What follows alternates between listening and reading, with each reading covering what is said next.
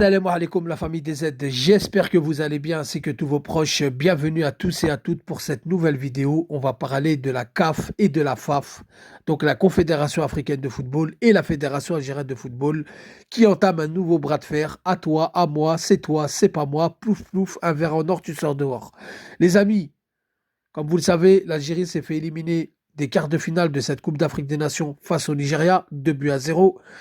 Sur le terrain, un match totalement maîtrisé par les Nigérians, dans l'impact, dans l'engagement, côté mental, côté physique, côté technique, il n'y a aucun doute là-dessus. Personne ne va contester la très très belle prestation des Nigérians. De l'autre côté, on a vu une Algérie avec un mauvais 11 de départ, un coach qui a fait des mauvais choix, qui a tardé pour faire des changements, qui aurait pu prendre l'eau encore plus que ça si les Nigérians cadraient plus leurs frappes ou étaient un peu concrétisaient plus leurs occasions. Ça, on est formel là-dessus.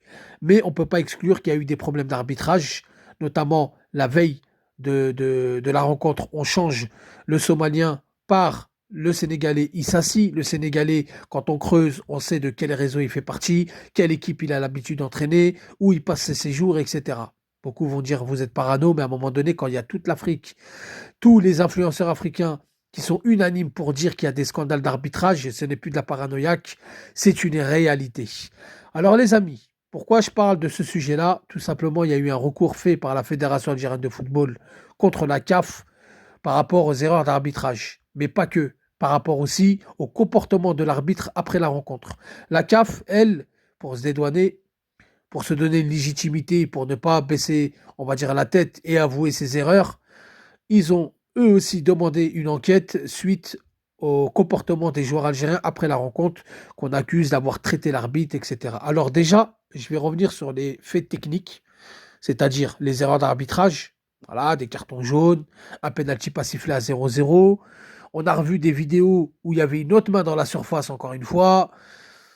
Comme j'ai dit, j'ai toujours dit, même si vous perdez 5-0 et qu'il y a un penalty, c'est votre haq. Nous, on défend notre haq.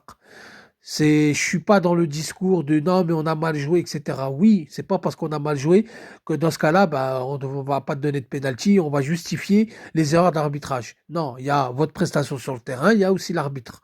Cet arbitre-là, il était en mission commandée, tout le monde le sait. Beaucoup d'influenceurs, et pas qu'Algériens, c'est ça qui fait plaisir, c'est qu'au début, il y avait que les Algériens qui avaient les yeux ouverts.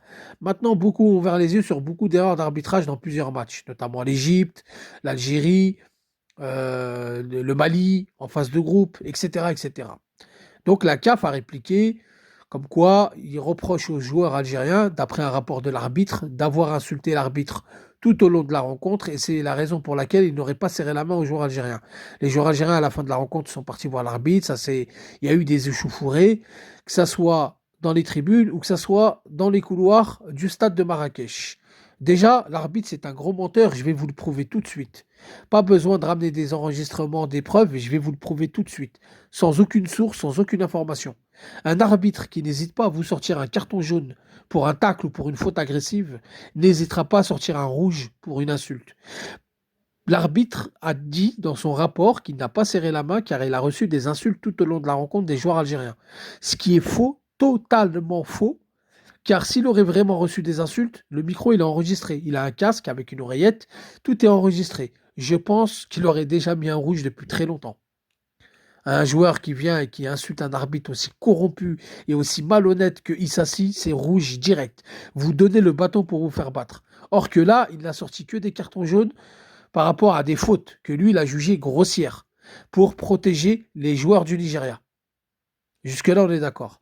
Ensuite, ça parle aussi des comportements des supporters algériens. Donc, il y a un rapport qui a été très salé, comme quoi les supporters algériens ont foutu la pagaille dans les tribunes, ont accusé l'arbitre de corruption. Il y a même des gens qui ont été en garde à vue parce qu'ils ont déchiré des billets de dirhams marocains. Et donc, c'est une offense à la royauté, etc. Parce qu'ils ont voulu protester contre l'arbitre en lançant le message qu'il est corrompu. Mais il faut savoir une chose, c'est qu'il y a un recours au niveau de l'arbitrage, mais il y aura aussi une plainte à l'éthique de la FIFA car il y a des choses qui ne vont pas. Et la CAF, pour se dédouaner et pour garder la tête haute, ont décidé de eux aussi faire un rapport et demander une enquête. Sauf que dans les gradins, parce qu'il y a aussi ça qui est en jeu, les amis, ça dépasse le cadre sportif, ça dépasse la CAN.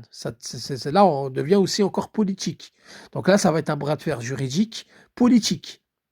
C'est pour ça que le titre de la vidéo, c'est jusqu'où on ira. D'accord? Jusqu'où irons-nous?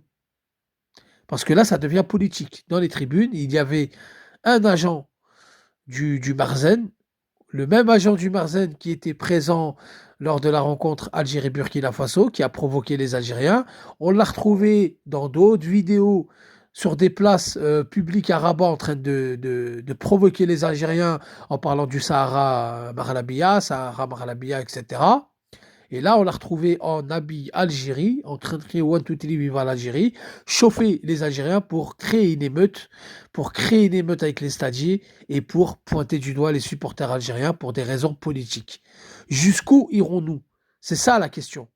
Tout simplement, la CAF est politisée. On sait très bien qui détient la CAF. On sait très bien pour quel but. C'est à des fins politiques. Sahara occidental, l'Algérie paye ses prises de position contre l'entité sioniste et paye sa prise de position en soutenant le Sahara occidental, donc la RASD. On se souvient de la loi de l'EGDIA d'exclure là tous ceux qui ne sont pas reconnus, qui ne peuvent pas participer aux compétitions africaines, qui ne sont pas à l'ONU, ne participeront pas aux compétitions africaines, etc. Donc Zanzibar et le Sahara occidental ont été exclus, mais c'était plus le Sahara occidental qui était au menu. Ensuite, l'Algérie paye aussi beaucoup de choses financées. Apparemment, il y a des infos qui circuleraient, comme quoi que la Confédération africaine de football, à un moment donné, il y avait des trous dans les finances. On demandait à certaines fédérations de mettre la main à la pâte et l'Algérie a refusé. Donc, il y a beaucoup de choses. Mais la raison principale, c'est la politique. Et ça, il faut que les gens commencent à le comprendre. Il y a des frères africains, influenceurs et influenceuses qui commencent à se réveiller, qui ont compris le manège, d'accord? Parce que cette CAN, au niveau infrastructure, il n'y a rien à dire. Celui qui critique, c'est qu'il est vraiment de mauvaise foi. Mais au niveau arbitral, c'est un scandale comme j'ai jamais vu précédemment. Je vous le dis honnêtement, c'est un scandale comme j'ai jamais vu précédemment.